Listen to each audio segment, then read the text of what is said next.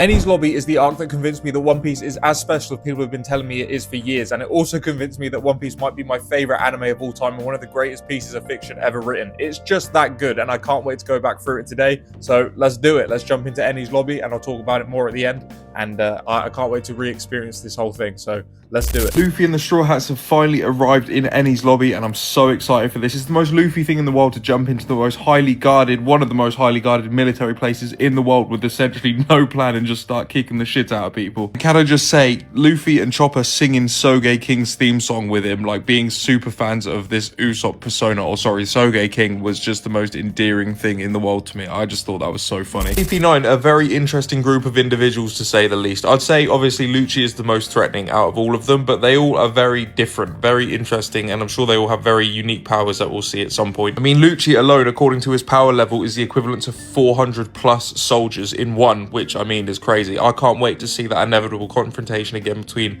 him and Luffy after what happened last time as well. Something I've come to learn is Zoro and Luffy are very similar in a lot of ways, and one of them is the fact they're both completely reckless, but they can get away with it because they're so strong. They go into these situations with complete reckless abandon, and I absolutely love it. The way Zoro decided to fly in on Rocket Man, not knowing where they were going to land, got out and just started violating the Marines, pretty similar to what Luffy did as well. I just thought was great. And it's to the point where I'm actually starting to feel bad for the Marines. They're getting absolutely destroyed by these guys. It's actually disgusting. In this episode, I feel like Spandam finally showed like how insane he really is. When he hit Robin, I was fucking pissed. He's definitely absolutely drunk, high, off his tits on power at the moment, and it's showing. This whole idea of owning the ancient weapon has clearly gone to his head massively, and he's gone batshit insane. Robin has been absolutely played by the world government here. They have fucked her over so bad, especially Spandam. Like, that guy is dirty. He does not play fair at all. After everything that Robin has gone through in this, betraying her friends in a way, putting her life and the entire world on the line, and they're just throwing her under the bus like this, or I should say just completely breaking their deal. Technically they haven't, because they did let the Straw Hats leave the Water 7 safely, but now they've come straight to Enies Lobby. They're gonna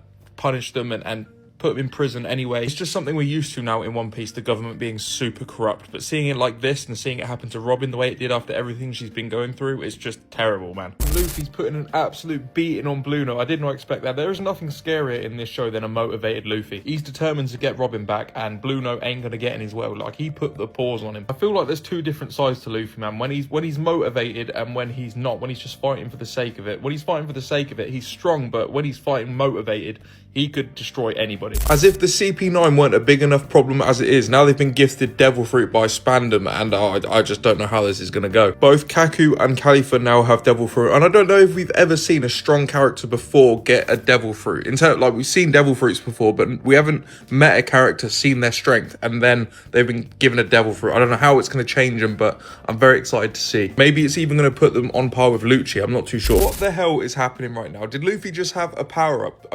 Second gear, what is that? As if Luffy needed to be even stronger, man. I love this philosophy that he has these friends that aren't particularly strong, but he wants to be able to protect them, so he has to be stronger than everybody else, and I guess this second gear is a version of him doing just that. This is really exciting, man. I don't think we've seen like a power-up before with any of the Straw Hats, let alone Luffy, so this is going to be awesome. I'm really excited to see this fight versus Blue Note now, as if I wasn't already. Also, quick side note, the two MVPs of this arc so far are Gamera and Sodom. Those two beasts, if it weren't for them, they wouldn't have got nearly as far in Enies Lobby. The Frankie family in general, I love. I think they're fantastic, and their dedication to Frankie is just the best. The second gear Luffy is so fucking cool, man. This might have been one of my favourite beatdowns in One Piece in general. Luffy destroying Blue Note after turning second gear was, oh mate, just so good. I love the fact that this power-up is just like a stronger version of Luffy. Do you know what I mean? There's no like gimmicks to it or anything like that. It just seems like he's stronger, faster. It's just Luffy 2.0 essentially, but I love it. Maybe there's even more to it than that I'm not understanding, but am I right in saying he was about to go third gear as well if Blue Note survived? Like, he can already do that. What the fuck does that look like? This got me so hyped, man. I love One Piece, bro, and I love Luffy. Wow, what an awesome episode this was. Jesus Christ. Bro, what are the fights with the CP9 going to look like now with second gear Luffy being a thing? I don't know. It's going to be crazy. And when Luffy shouted out to Robin at the end of the episode that he was here to get her, I got absolute goosebumps, man. God,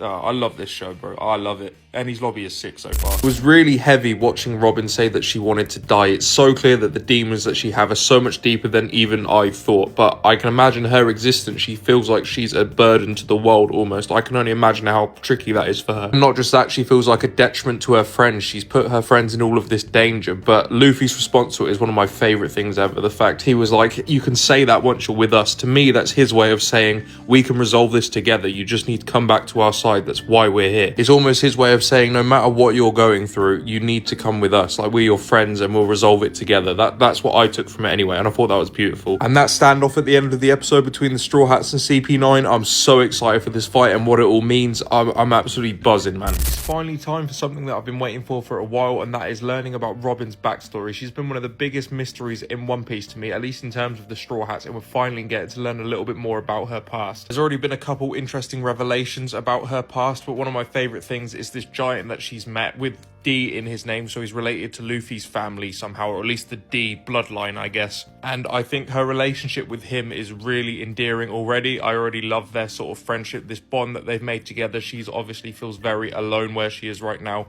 and she's confided in this giant who's just lovely. It's so nice, man. But I know, since it's a One Piece backstory and we already know about Buster Call and where this is going, I know it's going to be heartbreaking, so I'm trying to emotionally prepare myself for that. This episode has got me really interested in the Blank Century, and I have been interested in it before because this is the main reason Robin is doing what she's doing. I don't think it's anything to do with the ancient weapon that the government are so worried about. There's something a lot deeper going on here. I think the Blank Century must be something that exposes the world government. They must have been doing something dodgy back then. Maybe the world government are the ones that had that century erased from history. They clearly have that sort of power to do anything, and I'm sure they're more worried about the truth coming out than a weapon being resurrected, basically. I really hope we get to hear this theory that Professor Clover and the rest of the archaeologists at O'Hara have about the Blank Century, because I'm hooked, bro. I want to know what's going on. This episode was absolutely devastating to watch, and it was really interesting as well. Seeing Robin with her mother like that, it revealed that the whole time Robin's been trying to become an archaeologist and learn about the poneglyphs and all of that,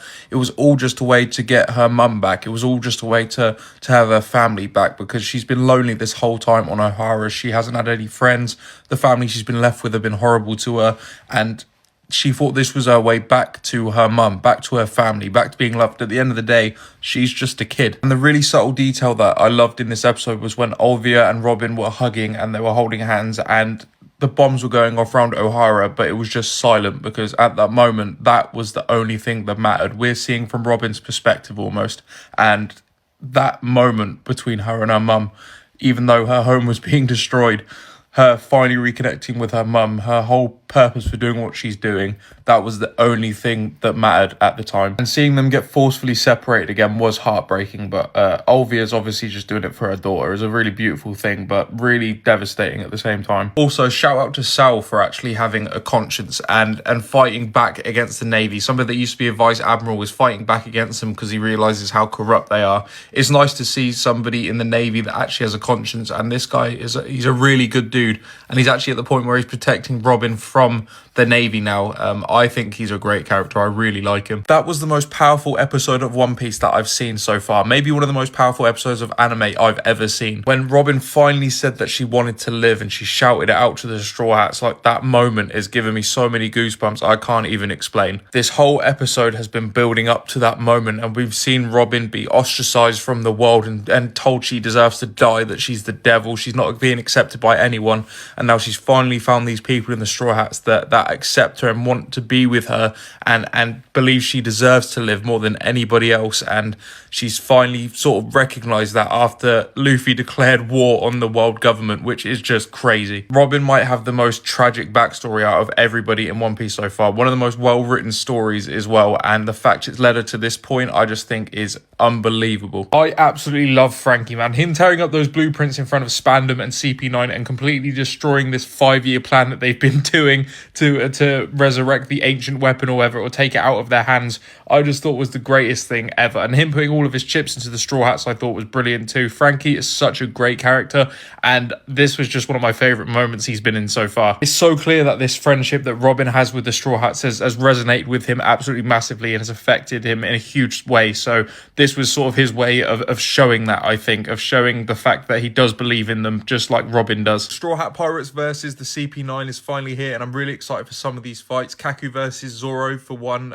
Luffy versus Lucci, of course, is the one I'm probably most excited for. I think Sanji versus Khalifa will be a lot of fun. But whenever we see the Straw Hats in these sort of 1v1 situations, I think it's always interesting to see how they sort of react to certain people and certain abilities and stuff like that. So I'm just excited in general to watch these fights. There's some genuinely really funny moments in this episode as well, like Luffy going up those stairs and just getting completely lost, or Usopp trying not to find anyone by opening the doors really quickly. I thought was absolutely jokes. The humour in this arc in general has been top tier though, to be honest. Kaku turning into a giraffe was not on my bingo cards, but here we are. It was so funny watching Jabra just take the piss out of Kaku the whole episode. My guy was just getting absolutely rinsed by everybody. One thing I've learned about One Piece though is you cannot judge somebody by the way that they look, and Kaku is probably the strongest giraffe in the world right now. But if anything, it's going to be the perfect target now for Zoro with that long ass neck. Like, there's no way Zoro is not going to be able to cut that up. It's actually insane how heavily nerfed Sanji is whenever he fights a woman. My guy just, he can't do it, bro. He can't bring himself to hurt him. It doesn't matter what the woman even does to him, you know, pierces his heart, kicks him in the bollocks. It doesn't matter. Sanji ain't fighting back. Part of me respects it. Another part of it is like, bro, you're going to lose your life here. You got to do something. I've said it before and I'll say it again. It is Sanji's biggest weakness. This was the funniest episode of One Piece that I've seen so far. I enjoyed every second of that. The interactions between Chopper and Frankie, I didn't know what their dynamic would really be like, but them two together is actually gold. I love them. I mean, Chopper is my favourite Straw Hat, and Frankie is slowly becoming one of my favourites too, because that dude's just great. And the fight between Chapapa and Frankie in this episode was fantastic as well. It was just an absolute comedy slugfest, pretty much. I loved it. Also, third gear Luffy. Holy shit. It was sort of teased when he turned second gear that he has a third gear, but we actually sort of saw it in this episode. Not quite, but like, it exists, and he used it to destroy this massive iron door, which means I can only imagine how strong it is. And he turned into a little mini Luffy afterwards, so obviously he lets off some steam or something when he does these gear changes. This fight was surprisingly amazing. The fight between Frankie and Chapapa of CP9, it just shocked me with how good it actually was. Not that the fights have been bad so far, but this one was just genuinely really, really good. Like, it was really intense, and like the ending of it was brutal. My god, the interactions between Zoro and Sogeking in this episode absolutely killed me. Zoro using Sogeking as a sword is just the most hilarious and Zoro thing ever. It's a shame we lost Usopp, but hopefully Sogeking joins the crew after this. The ending of this episode gave me chills. Chopper is my absolute favourite Straw Hat. I just love his character, and just in general, Chopper has always been my favourite. And I find it really hard sometimes watching him fight, especially when he's losing or he's getting hurt, because I love him so much. And this fight specifically has been particularly brutal, but Chopper eating that third Rumble Ball and now turning into this monster that he has, bro, it's giving me chills. Chopper throughout his whole life has been known as a monster, but as we've come to learn, he's one of the most kind-hearted creatures ever. This third Rumble Ball seemingly has turned him into an actual monster with no conscience or anything like that, so I'm very intrigued to see how this is going to go. Luffy has finally reached Lucci. I cannot wait to see this rematch, especially now with second and third gear on the table. Feels like we've been building and building back up to this rematch, and I'm just so excited for it. Also, this transformation that Chopper's gone through is genuinely terrifying. Like, Chopper is now, he's a monster. Ironically enough, this was absolutely a last resort for him. I think this is the last place Chopper wanted to be, but in order to save his friends, he had to do it. And that goes to show the kind of character that Chopper is. He always puts other people before himself. But the way he absolutely destroyed Kumadori was genuinely terrifying. Fandom continues to surprise me with how genuinely stupid he is. How is this man allowed to be in charge of the CP9 and a military power like the Busticle that he's activated by accident? This man has done the equivalent of activating a nuclear bomb on accident. Bro, Spandam in terms of a villain is fucking great. Like, I hate him, and I think that's sort of the purpose of a villain. Every time he hits Robin, it just pisses me off so much. Like, I don't like him. On the other hand, Luffy versus Lucci has just started, and it's only been happening for about 10 seconds, but it's fucking awesome so far. It really surprised me in this episode. I can't tell if it's because Nami is really smart or Khalifa is really incompetent, or maybe a mix of both. I'm not too sure. One thing I love about Nami is the fact that she doesn't have any powers. She's not superhuman. She doesn't have these crazy strengths or anything like that, but she does use her brain, and this weapon, this Klima Tax, is one of the most interesting weapons I think I've ever seen. It's so creative. In terms of smarts and general strategy, Nami actually might be one of the strongest in the Straw Hats. Obviously not in terms of power, but just in terms of using her brain in order to get out of these situations. Like, she should not be able to compete with the CP9, any members of the CP9, yet she is, and now she has Khalifa on the back foot. It's crazy. This is the most I've ever laughed watching One Piece. Frankie saying nice scandalous action when Nami was taking off Khalifa's clothes was just, crack me up. And this whole thing thing with Zoro making Sogeking his sword and just those interactions that they're having, like, just so funny, man. Comedy in One Piece has always been great, but in this arc, it's just been fucking amazing. I'm sort of sad that Zoro and Sogeking's handcuffs have been unlocked now, because I could have watched that all day, I swear to God. Only One Piece could make a fight between a swordsman and a giraffe man this fucking cool. I just love seeing Zoro fight. It feels like every time he has one of these big fights, one of the more serious ones, he just becomes even more badass. I know that's a very surface level thing to say, but like, what else can you say about the dude? He's just so cool. Speaking of, Sanji's entrance in this episode where he kicked the wolf to save Sogeking was just awesome as well. Like, Sanji makes me think smoking's cool again. Do you know what I mean? I just love these two characters, man. Like, in terms of fighting and in terms of badassery, I guess Sanji and Zoro are unmatched, in my opinion. And I love that ending with Sanji talking directly to Usopp. Sogeking, believe it or not, I was shocked. I believe it's actually the first time we've seen Usopp's face since he donned this Sogeking persona, and I thought it was really, really well executed. Sanji just continues to surprise me, man. In the last episode, I said how cool I think he is. In this episode, times that by 100. This fire foot technique, I think, was really creative, the way it was achieved, and just the sheer power of it. And bro, Sanji was styling on this wolf in this episode. Like, it was actually disgusting. Some of the kicks he was hitting him with, I didn't think were even humanly possible. I really liked this power-up for Sanji. It felt like the perfect sort of progression for him as a fighter, this firefoot thing. I absolutely love watching Sanji fight. It reminds me of Eddie from Tekken, but, like, even saucier. You know what I mean? Just seeing Zoro absolutely baffled by this giraffe who keeps changing its body in seemingly the most random ways, it just cracks me up. These last few fights in Enies Lobby have been absolutely fantastic, all for different reasons as well. I love how all of the Straw Hats have had to up their game in order to compete with the CP9. I think it's been really fun to watch their progression through this arc. Not only did we get a power-up from Zoro, Ashura, the demon god, the 9-sword style, which is so fitting for him. I just wish we got to see more of it. But I thought that was absolutely perfect for Zoro, because he's a demon. Like, Zoro is a demon. He really is. He one-shot Kaku using this form. And by the way, I feel like Kaku is the least evil out the CP9, maybe. Also, isn't Spandam just the most vile piece of shit? He actually might be the most disgusting villain in One Piece so far. The way he's treating Robin and just torturing her and everything that she's going through and just him beating her repeatedly. Just fuck that guy. Spandam sucks, man. Like, he's an amazing villain, but fuck him. Sogeking getting redemption for himself and 100% proving to himself that he is worthy of being in the Straw Hats. He is just as valued as anybody else. Frankie making the save on Robin, who's turned out to be one of my favourite characters in this arc. The satisfaction I got from finally watching Robin's handcuffs get unlocked was just amazing. And finally, the absolute best part was watching Robin slap the absolute shit out of the generational hater known as Spandam. That just, oh mate, that was the most cathartic thing in the world. He deserved it more than anyone I've ever seen. And the fact it was Robin getting to beat the fuck out of him after everything he's put her through just was the absolute best. I fully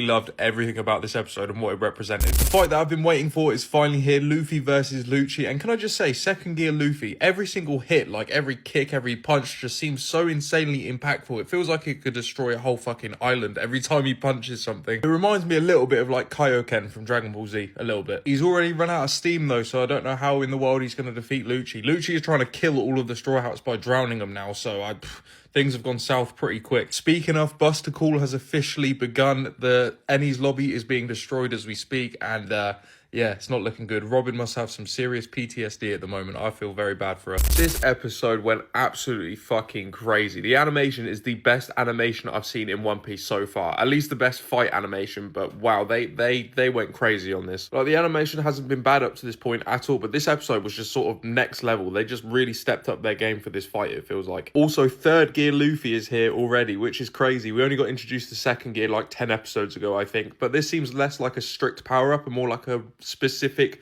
body manipulation type of thing. I mean, obviously it's still an insane power-up. That punch that Luffy delivered to Lucci was ridiculous, but yeah, that's really exciting. The form is just completely different than what I was thinking it would be. But in terms of animation, fight choreography, stakes, this has been the best fight so far for me. This dude, Rob Lucci, is an absolute menace. He's a fucking demon child. In this episode, we got to see him at 13 years old completely murder 500 plus guards of some kingdom, including a pirate boss and all of the pirates. At 13 years old, this was the most brutal act I think we've seen in One Piece. This guy, he's the ultimate menace in One Piece. I don't know if we've seen such an insane act of violence in One Piece so far. Like, that was insane. And it was graphic and brutal as well, and I fucking loved it. It made Lucci seem so much more threatening than he already is. Even the vice admirals that are doing this buster call seem terrified of him, and this fight between Luffy and Lucci is causing so much damage. I can only imagine what's going to happen next. But I feel like this sort of backstory with Lucci really added to his character and the threat of him. I thoroughly enjoyed watching this episode, seeing Spandam get what's coming to him. He has been absolutely vile this entire arc, including Water 7 and all the way through Enies Lobby. He's been fucking terrible, like absolutely irredeemable, so hateable, just the absolute worst. A fantastic villain, but just the biggest piece of shit going. But finally getting to see both Robin and Frankie get revenge and beat him up, slap him around. Fucking Frankie dropped an elephant on him. It's just the most satisfying thing in the world. It's one of my favourite things about One Piece, when the villains that are so hateable get what's coming to them. Especially in this instance, Spandam is so disgusting. This was amazing. It was very, very, very long overdue. So I'm glad we finally got to see Spandam get a spanking, pretty much. Also, that ending, Kokoro's a fucking mermaid. What? Genuinely, that threw me so off guard. I'm like, what the fuck? We knew about the destructive power and Buster Call and what it did to Nico Robin, but seeing it happen now to the Frankie family and the Galila, the Giants, everybody, was genuinely really upsetting. And Frankie knowing what happened to his family when he believed they would be leaving with them, oh mate, just it really sucked to see that. A massive theme in Water 7 and Enies Lobby has been loyalty and friendship, and nobody's been more loyal than the Frankie family towards Frankie. They put themselves in this incredibly dangerous environment to save him, and now they've ended up all potentially dying to this Buster Call. I can't imagine how Frankie's feeling at the moment. There's been so much pain and destruction in this arc as well. Frankie's been one of the biggest help to the Straw Hats. They wouldn't be anywhere near as far as they are without him. So seeing this happen to the people closest to him after he's been helping the Straw Hats the entire time, and Robin, is really heartbreaking. Luffy versus Lucci is coming to an end seemingly, and Luffy is completely kippered. He's finished. No matter how many times it happens, it's always shocking to me to see Luffy in this kind of situation. It was the same when it happened with Crocodile initially, and it's the same here. There's a general feeling in One Piece of when Luffy is on the case, everything is going to be alright, but that's not always the case, clearly. I don't know how in the hell he's supposed to recover from this, and how he's going to beat Lucci. He's completely different level. Usopp taking the Sogeking mask off and shouting towards Luffy was the first time we've seen Usopp's entire face since he put that mask on, and I think that's because he couldn't even believe his own eyes when he saw Luffy in that way. Maybe Luffy will see Usopp and he'll be rejuvenated or something like that, but he's gonna need another gear or something to defeat Lucci, it feels like. For the first time watching One Piece, I genuinely don't know what to say. I'm speechless. This was the greatest moment in One Piece so far to me. The greatest episode, one of the best episodes of anime I've ever witnessed. The amount of tension and the amount of emotion I felt during this episode was absolutely ridiculous. From Usopp's speech to Luffy, bearing in mind this is the first time they've seen each other since their fight. Luffy taking an absolute beating throughout the whole episode but refusing to stay down and eventually landing some insane attacks on Lucci that put him down. Just the amount of emotion and power behind that was ridiculous. And then him finally calling out to Robin saying that they're all going home together, they're all leaving together, and Robin's reaction to that just... Man, this is what makes One Piece so special to me. That's it. I've seen enough. One Piece is a masterpiece. It's the greatest anime ever, bro.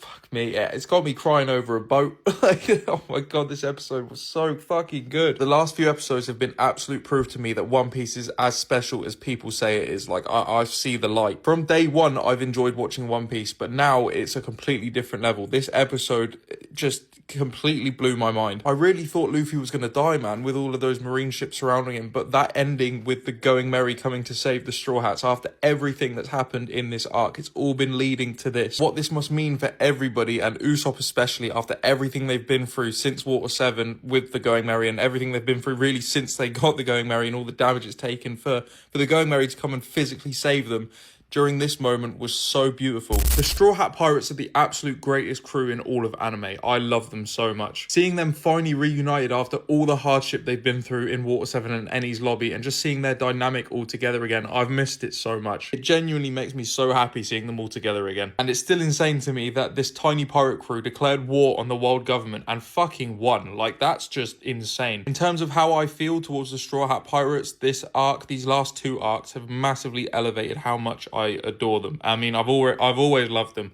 but this has completely changed it, man. Like, this crew is special. On a side note, finally seeing Robin absolutely destroy Spandam, fucking snap his spine in half, that was the most satisfying thing ever. Like, he fully deserved that and a lot more. And the fact that it was Robin doing it after everything he put her through, just cinema, bro. One Piece has done it again, man. It's got me crying over a fucking boat. What the hell? I've felt more for this death than I have 99% of characters in any other show I've ever watched. And when I say death, I mean it. Like, the Going Merry is a part of the Straw Hats, you know what I mean? Like, it's a character, it's a person, basically, and it's just as important to the rest of the crew as Luffy or Zoro or Sanji. So seeing this send-off, it was so beautiful, but Jesus Christ. If this doesn't show the quality of the writing of One Piece, I don't know what will, because I have never been this emotional over a show in my life. And the fact it's over a fucking boat, it's just crazy, man. I don't know how many more times this show can make me cry, man. It's ridiculous at this point. Rest in peace to the Going Merry, man. I don't know where they're going to go from here. It's not going to be the same without it. The mystery of Luffy's family and his heritage continues as Admiral Garp is Luffy's grandfather, somebody who I believe is considered one of the strongest members of the Navy, which, I mean, is just crazy. What's his real name? Like Admiral Garp or something like that? That's probably a stretch. But something about Luffy is we really don't know anything about his family. Besides that D letter in his name, we don't really know his parents. We don't know anything about his family. This is like the first member of his family besides Ace that we've seen, and this is crazy. Considering the Straw Hats have just started a war with the world government, including the Navy, and Admiral Garp is one of the more higher ups there, shit could get insane now. What the hell is actually going on with Luffy's family, man? This is the craziest bloodline I think I've ever seen. One of the most intriguing moments of One Piece to this day to me is what happened in Logtown when fate seemingly changed. And that man, Monkey D. Dragon, is Luffy's dad. What the fuck? And not only that, he's one of the most notorious criminals in the world that's trying to bring down the world government. So he's sort of in line with Luffy a little bit at the moment. So far we have Luffy, Ace, Garp, and Dragon. Like, that's a family you don't want to fuck with. All I can say is it's very cool that we're starting to learn a little bit more about the history, or family history at least, of Luffy. On a side note, it was really cool to see Kobe and Helmeppo again. I forgot they were training with Garp. It just goes to show in One Piece, like, everything's moving. Even if the Straw Hats aren't there,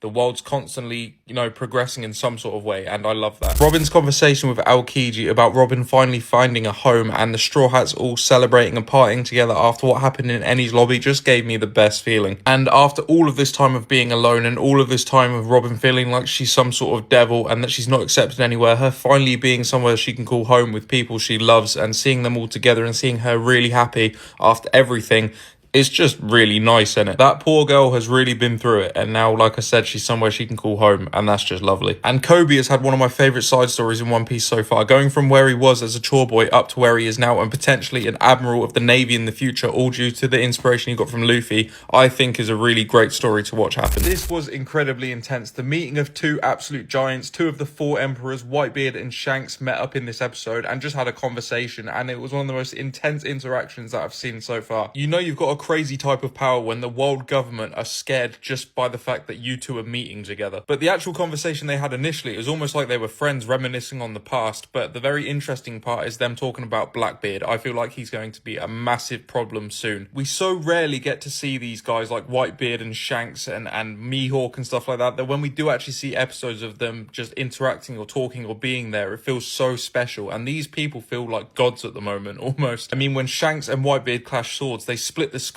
in half. Like, that is nutty. I also got goosebumps when Shanks said he gave up his left arm to dawn in a new era, meaning Luffy, obviously. Entire Straw Hat crew officially have bounties on their head, and I was not expecting this. The amount of disrespect on my boy Chopper's name, bro. 50 berry bounty because he's the Straw Hat's pet. That is just outrageous. And Sanji not having a picture taken and having this horrible drawing about him is just the most hilarious thing ever. You know he wanted to use that to promote himself to women. Do you know what I mean? But I guess you could say the Straw Hats are now one of the most notorious pirate groups in the world. A 600 million berry bounty is crazy. I love the berry bounty wanted system in One Piece. I think it's a genius way to display the notoriousness and the seriousness and maybe even the power of the characters. And I think Frankie having a bounty on his head is a genius way to potentially add him to the Straw Hats as well. I really enjoyed the whole sequence of Iceberg and Frankie creating this ship together, being Tom's workers and actually working together after all this time. I thought was really nice too. I don't know what I expected in this episode, but Frankie running bollock naked through Water 7 chasing Luffy for his underpants was not it, but here we are. But the intentions behind it are actually very sweet. The Frankie family clearly cares so much about Frankie and they just want what's best for him, and Frankie joining the Straw Hats would 100%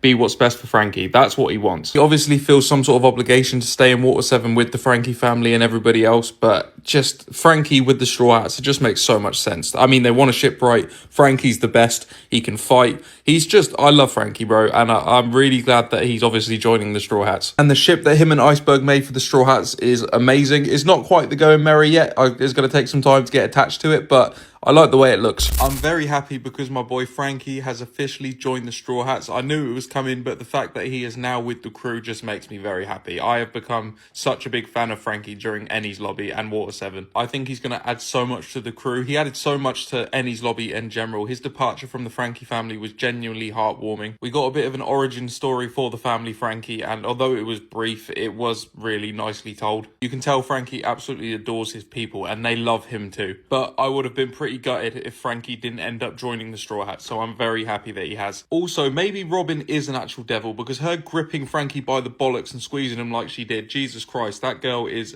actually a demon. Maybe they were right all along, because that is outrageous behaviour. The return of Usopp to the Straw Hat Pirates was written so perfectly. Starting with Zoro, I mean, I absolutely love the character of Zoro and the way he handled this situation and saying if he can leave as easily as he comes back and Luffy just lets him run back in, what's the point of even being here? It shows weakness in the strength of the Straw Hats. It's something I didn't even consider, but Zoro put it really well into perspective. If it's so easy to leave and to come back, then there is no strength in the Straw Hats whatsoever. But Usopp running towards the Straw Hats and his bravado that he usually puts up, his posturing that he usually does, just fades away to a genuine apology because he loves these guys and the Straw Hats is his home. And God, it was really, really emotional. And Luffy trying to be strong while also clearly really wanting Usopp back. When they eventually do come back together, it is the most beautiful and heartwarming thing ever. It's been a long time coming, but since their fight, that reunion was so worth the payoff. Something I'll always give the absolute utmost praise for in One Piece is its fantastic world building, and this episode showed that really well. Going back to all of the Straw Hats' hometowns and seeing everybody's reactions to the bounties they now have on their heads, I thought was really nice. They did something similar like this before, I think, after Alabasta, but getting to see it again after the new members of the Straw Hats have now joined, I just thought was fantastic. I really like going back and seeing where all these characters that we came to know and love are where they are now, including Vivi from Alabasta, which I thought was nice as well. We got a slight glimpse of the future as well, as we got to see Dragon's reaction to Luffy's wanted poster, you know, Luffy's dad, and the fact he said something creepy about them meeting someday. I think is really exciting. I think when those two meet, it's gonna be crazy. And we have a name for the new ship, the Thousand Sunny, which I think is quite nice. It does make me laugh that everyone thinks it's like a sun or a sunflower. It's a lion, bro. It's clearly, come on. Wow, I did not expect to see a fight between Blackbeard and Ace so soon, but this was fucking awesome. I'm not gonna lie, Blackbeard is absolutely terrifying. He seems like the absolute nullification to every other pirate. Everybody else with devil fruit powers, at least. He was sort of working Ace in this episode, I'm not gonna lie. Shanks is definitely right to be worried about him. Blackbeard is a problem. The powers in this show are getting crazy now. Like this darkness fruit that Blackbeard has that just consumes everything is essentially a black hole, and it's ridiculous. And I mean, Fire Ace is crazy too. But yeah, Blackbeard is terrifying, and I imagine he's going to be a big problem. And at the end of the episode, the narrator said that this is the precursor to a massive incident that's going to happen soon. So what the fuck is that going to be? This is all really exciting stuff, man. Like I can't wait to see what happens next with these guys and the four emperors and all of that sort of stuff. It's really exciting. Enies Lobby blew all of my expectations out of the water. So many people were telling me going into it how good it is, how it's one of the best arcs in One Piece, how it will change everything. And I've loved One Piece all the way up to this point, but Enies Lobby just elevated it absolutely massively. There's so many things to love about this arc. The story with the Going Merry, I mean, the ending, oh my god, it still gives me chills to this day. The CP9, the threat of them, Luffy versus Lucci, Robin's backstory. There's so much in Enies Lobby that I absolutely adore, and I think it is one of the greatest arcs in anime in general. I mean, you can see throughout this video how emotional I got at certain points, how excited I was for the fights because it was so all well done. and I just have no complaints. Spandam is a fantastic villain. You know, he's absolutely a piece of shit. I hate him, but you know, that's exactly the point of his character. You're supposed to. The threat of Buster Call the entire time, and Robin's whole plight and what she's going through, and just wanting to see her get rescued. The fight with the CP9, the Straw Hats versus the CP9, especially, like I said, Luffy versus Lucci. Second gear getting introduced. Just so much amazing stuff. And of course, Soge King is fantastic. And the stuff with the Going Merry. It's all stuff that I just think is amazing, and it all blends together to make this perfectly written and beautiful story of Enies Lobby, and it's fantastic, and it made me fall in love even more with the Straw Hats and One Piece and the world, and even more excited for the future. I mean, this is where Luffy started war with the government, with the world government, which, I mean, is a pretty huge moment in the series, and I think it's going to, you know, continue throughout the entire series. I can only imagine that this is a very pivotal arc in One Piece, and absolutely amazing. Probably my favorite arc in One Piece that I've seen so far, at least top 3. Like, it is that good, and like I said, it's the arc that convinced me that One Piece is my favorite anime for sure. But yeah, that's what I thought about Enies Lobby. I think it's amazing. Let me know what you think about it. Do you think it's the best arc? Would you say it's your top 5?